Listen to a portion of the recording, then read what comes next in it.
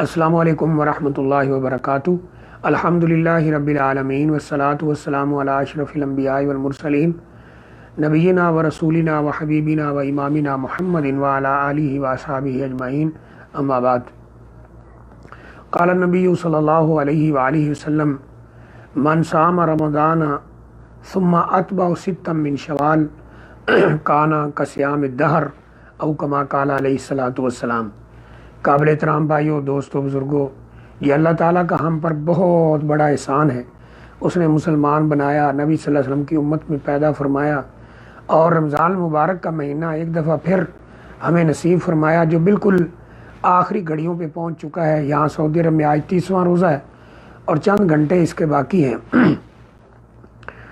ایک بات یاد رکھنی چاہیے کہ اگرچہ فرض روزے کا تعلق رمضان مبارک سے ہے، لیکن رمضان مبارک کے چلے جانے کے بعد رمضان تو ختم ہو جائے گا، لیکن روزے جو ہیں وہ ختم نہیں ہوں گے، روزوں کی عبادت ختم نہیں ہوگی۔ رمضان مبارک میں جو تراویح ہے، قیام اللیل خاص رمضان کا کیا جاتا ہے باجماعت، وہ تو ختم ہو جائے گا، لیکن تہجد اور قیام اللیل ختم نہیں ہوگا، وہ باقی ہے۔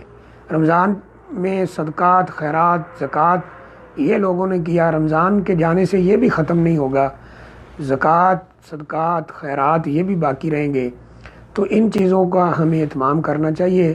نبی اکرم صلی اللہ علیہ وسلم فرماتے ہیں کہ اللہ کو وہ عمل بہت پسند ہے جو چاہے تھوڑا کر لیا جائے لیکن ہمیشہ کیا جائے۔ تو اس کا مطلب ہے کہ نوافل روزوں کا بھی اہتمام کرنا چاہیے۔ رمضان مبارک کے چلے جانے کے بعد اگر اللہ نے طاقت دی ہے، صحت دی ہے، تو نفل روزے بھی رکھنے چاہیے۔ نبی صلی اللہ علیہ وسلم فرماتے ہیں: من صام رمضان، جس نے رمضان المبارک کے روزے رکھے، ثم اتبع ستا من شوال، پھر شوال کے 6 روزے رکھے، کان کصیام الدہر، ایسے ہی ہے جیسے اس نے پورے سال کے روزے رکھ لیے۔ رمضان مبارک کے روزوں کے بعد 6 روزے شوال کے، ان کا اتنا ثواب کیوں ہے؟ نبی اکرم صلی اللہ علیہ وسلم ایک اور حدیث میں فرماتے ہیں کہ جعل اللہ الحسنۃ بعشر امثالھا، اللہ تعالیٰ نے ہر نیکی کا اجر کم سے کم 10 گنا رکھا ہے۔ تو اب فرمایا کہ اگر کوئی ایک مہینے کے روزے رکھتا ہے، اشارو بعشرۃ اشہر، فرمایا کہ ایک مہینے کے روزے رکھتا ہے گویا اس نے 10 مہینوں کے روزے رکھے، کیونکہ نیکی 10 گنا ہے، کم سے کم 10 گنا ہے۔ اللہ جتنی بڑھاتا ہے یہ تو اللہ کو پتہ ہے۔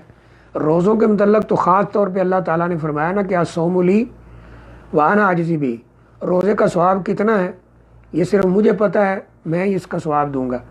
نبی صلی اللہ علیہ وسلم فرماتے ہیں بقیہ جو نیکیاں ہیں ان کا ثواب ذکر کیا گیا کسی نہ کسی طریقے سے کہ اتنا ہے، لیکن الا الصوم، روزے کا کسی کو کوئی علم نہیں ہے۔ اللہ فرماتے ہیں صوم لی وانا اجزی بہ، روزہ میرے لیے، میں ہی روزے کا اجر دوں گا۔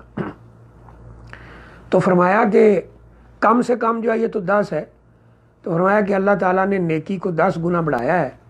تو ایک مہینے کے روزے تم نے رکھے تو بعشرۃ اشہر، ایسے ہی ہو گیا جیسے 10 مہینوں کے روزے رکھ لیے، اوپر سے 6 روزے اور رکھے، وصیام ستۃ ایام، یعنی رمضان کے بعد یہ روزے رکھے، وصیام ستۃ ایام بعد شہر، اس مہینے کے روزوں کے بعد 6 اور رکھ لیے، تو ایسے ہی جیسے تمام السنہ پورے سال کے روزے رکھ لیے، کیونکہ 6 کا اس کو 10 گنا بڑھائیں تو یہ 60 بنتا ہے، یعنی 10 مہینے پہلے والے ایک رمضان مبارک کے مہینے کے روزے رکھنے کی وجہ سے 10 مہینوں کا ثواب ہو گیا 10 گنا، گویا کہ 10 مہینوں کے روزے رکھ لیے، 6 یہ رکھے تو 60 ہو گئے، گویا کہ 2 مہینوں کے یہ رکھ لیے، تو یہ 12 مہینے پورے ہو گئے۔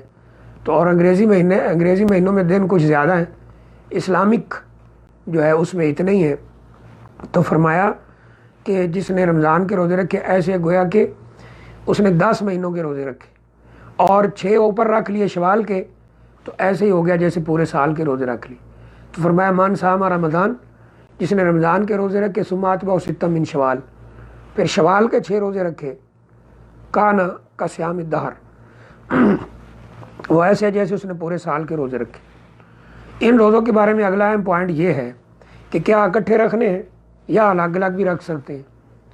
تو یہ انسان کی مرضی کے اوپر ہے، جیسے اس کو آسانی ہو، اکٹھے بھی رکھ سکتے ہیں، الگ الگ بھی رکھ سکتے ہیں۔ اگر اکٹھے رکھ لیے جائیں اس میں بھی کوئی حرج نہیں، الگ الگ رکھ لیے جائیں اس میں بھی کوئی حرج نہیں۔ مثلا سوموار جمعرات کو رکھ لیا جائے، اس میں دوسری سنت سوموار جمعرات کی بھی پوری ہو جائے گی اور یہ شوال کے روزے کا بھی ہو جائے گا، یا اکٹھے رکھ لیے جائیں، اس میں بھی کوئی حرج والی بات نہیں۔ پھر ایک اہم پوائنٹ یہ پوچھا جاتا ہے کہ عید کے فوراً بعد اگلے دن رکھنے ہیں یا کوئی 2-4 دن چھوڑ کے پھر رکھ سکتے ہیں۔ تو عید الفطر کا کیونکہ ایک ہی دن ہوتا ہے، عید والے دن روزہ رکھنے سے نبی صلی اللہ علیہ وسلم نے منع کیا ہے، فرمایا کہ یہ کھانے پینے کے دن ہے اور یعنی اس میں روزہ رکھنا منع کیا۔ عید الفطر کا ایک دن ہوتا ہے، عید الاضحیٰ کے 4 دن ہیں، 10، 11، 12 اور 13، تو ان میں روزہ رکھنا منع ہے۔ تو عید الفطر کا ایک دن ہے، اس میں روزہ رکھنا منع ہے، اس کے بعد جو ہے وہ روزہ رکھ سکتے ہیں اگلے دن اگر رکھنا چاہیں، 2 دن بعد، 3 دن بعد، 4 دن بعد رکھنا چاہیں، اس میں بھی کوئی حرج والی بات نہیں ہے۔ عید والے دن روزہ منع ہے۔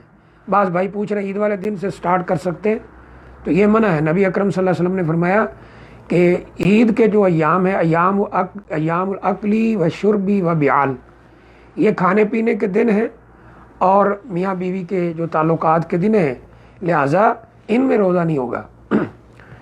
تو کیونکہ یہ عید کا دن ہے، کھانے پینے کا دن، اور ابھی عید کا جو درس اس میں یہ بات سنی بھی کہ عید الفطر کے لیے جب صبح نکلنا ہے تو کوئی نہ کوئی میٹھی چیز کھا کر نکلنا ہے، تو عید کے دن کا روزہ نہیں ہوگا۔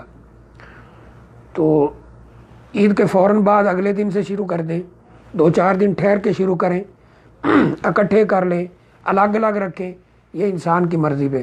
ہاں اگر یہ ہو کہ میں اگر لیٹ کرتا جاؤں گا تو سستی ہو جائے گی، پھر وہ عید سے اگلے دن شروع کر کے 6 پورے کر لے۔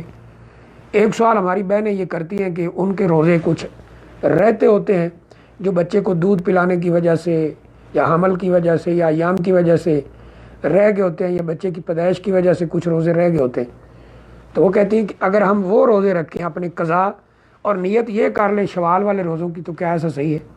تو ایسا صحیح نہیں ہوگا، کیونکہ یہ روزے نفل ہیں اور وہ ان پہ فرض ہیں، ان کی قضا کرنا ہے۔ ایک ہی نیت ہوگی، یا قضا کی یا شوال کے روزوں کی۔ پھر ایک سوال ہوتا ہے کہ ہمارے کچھ روزے رہتے ہیں خواتین کے، یعنی ان مجبوریوں کی وجہ سے، تو کیا وہ پہلے رکھے جائیں یا یہ شوال کے روزے پہلے رکھے جائیں؟